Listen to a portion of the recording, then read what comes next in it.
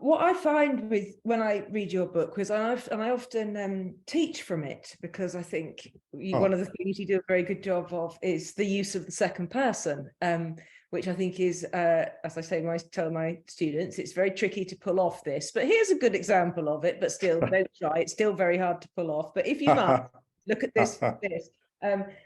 And the thing is, I do know, although I know and have always known that it isn't a memoir, the more I read and engage with it, the more I realize it just feels extremely true to me.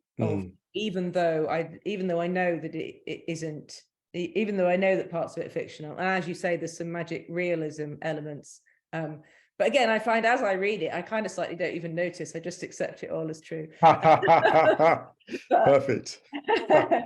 But I wondered if you tell us a little bit about Dr. Okwonga, because apart from everything else, he gives some very good advice, I think, in that therapy.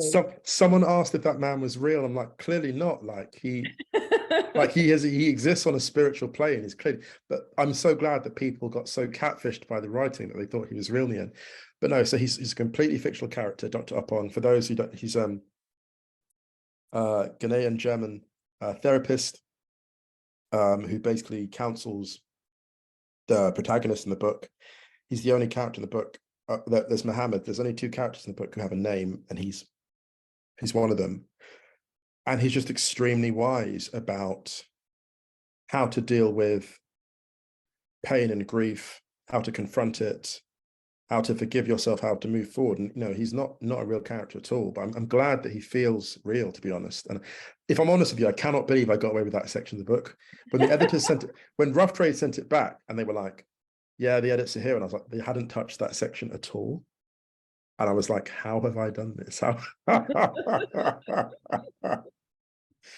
I might just look up his little paragraph of advice, actually, because I think I was thinking about it and thinking we could all do to. Can I read it? Do you mind?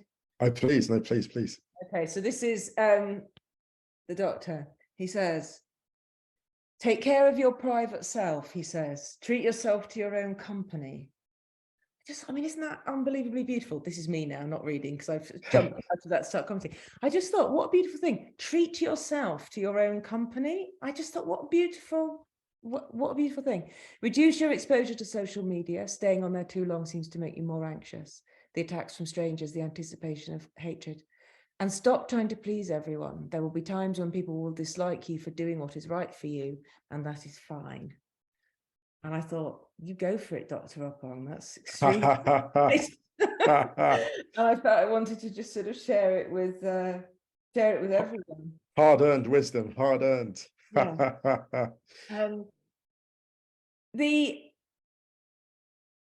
Obviously within the book, there's this the grief for your father, this sort of lifelong experience you've had of living with that absence. And I think sometimes one of the defining things about almost like long-range grief is that absence becomes almost as important as presence.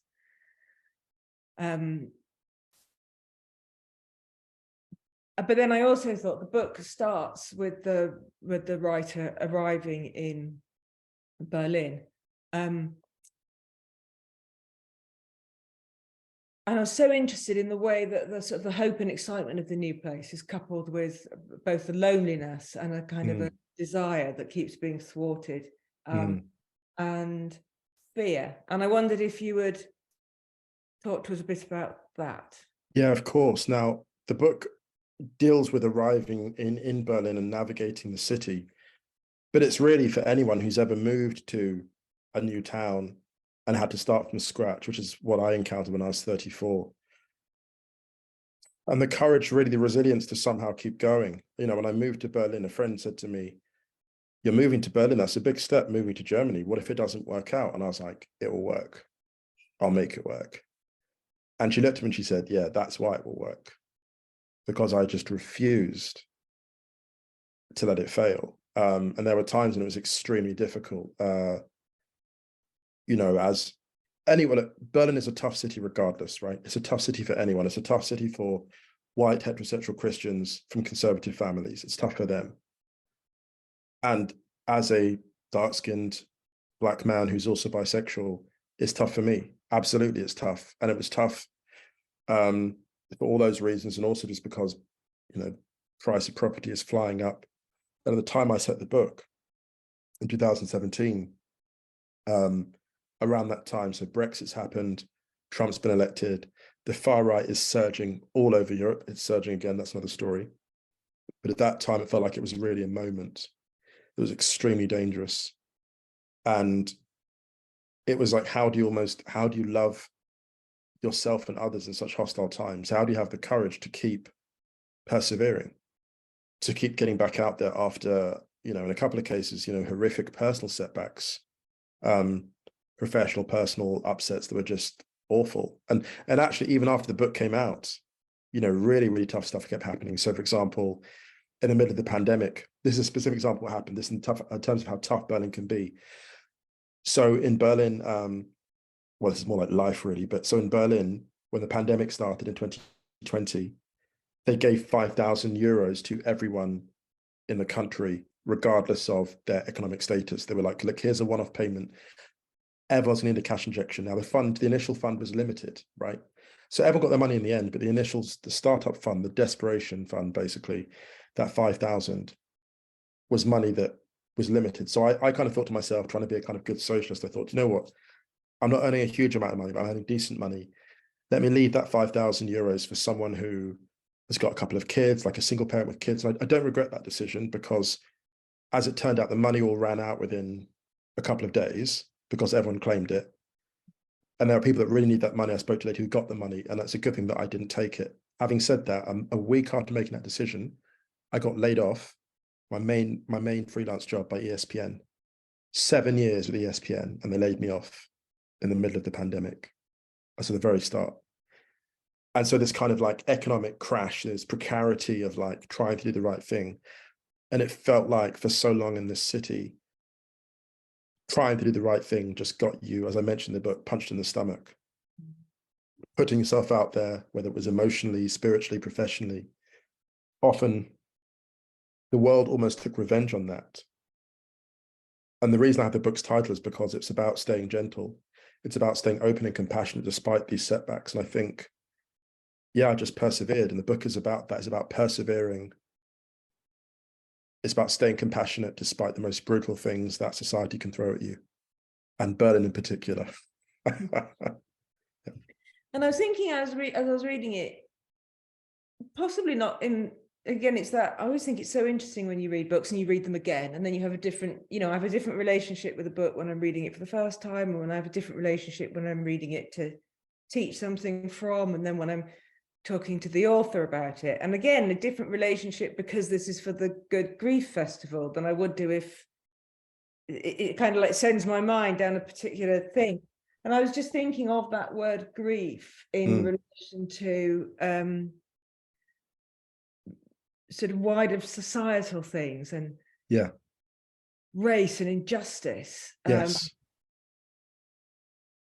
And I wondered, would you talk to us a bit about that? I felt Yeah. grief is the right word for that, isn't it? It is the right word. Look, because, you know, as a woman, there's a grief when you walk into a space and you're objectified for your gender, because you know it's never going to go beyond your gender, and you're there to connect with people in a new space, and they're never going to get beyond that. And there's grief as a Black man going and working in certain parts of Germany, even just like 2 weeks ago. You're working in like these beautiful small towns, but then also these are beautiful small towns where a high proportion of the population vote for actual Nazi parties. The AfD is a Nazi, it's a fascist party, right? So that's the grief of going into those spaces, knowing that you will never connect with these people, or most of them, on an honest spiritual level, that the fear is so great, you'll never be fully human to them. That's a grief. The grief that the only life you get to live, and the only life that I get to live, I'll go through it not being processed as fully human by so many people just because of my sexuality, just because of my race. That is heartbreaking. That's devastating. That is a grief that never goes away, because I'd love nothing more than to travel all over the world and go into like a nice bar for coffee and be able to spontaneously be like, hey, like, what's going on in this town, what's going on tonight, and just have that connection on a human level. And that has been denied to so many people just because of who they are. And I would never deny that to someone from, there's a guy in the far right, there's a member of the far right, there's a guy that basically supports a Nazi party who basically goes for coffee 100 meters from here, right in that direction. I see him like twice a week. And he's there wearing like all the neo-Nazi fashion brands just to make a point that's who he is. And I'm never less than friendly and courteous. Why? Because I refuse to dehumanize him. But also there's a grief there. Because even if we do connect someday on a level that's actually more than just merely courteous, the grief is, why did it have to take this long? Why did it have to take so long to convince you that I was human? What are we doing? And that's the grief that never goes away, I think. That will always break my heart. And yet it feels to me, you are so somehow available to other people. Like you're. But Cathy, we have to be. Look, we both, look, we have to be. Look, the other day I was in a class and someone said, oh, like, how do you stay so positive? You've experienced all these difficult things. And I was like, well, I've lost so many friends. I lost a friend, a guy played football together. We were like played up front together for like years. He died in a car crash at 20. One of the best writers I ever met, Tom Fennick, died at 23, stomach cancer. The cancer went away, then it came back and it took him, it was gone. Graham Joyce, one of the best novelists the world's ever seen.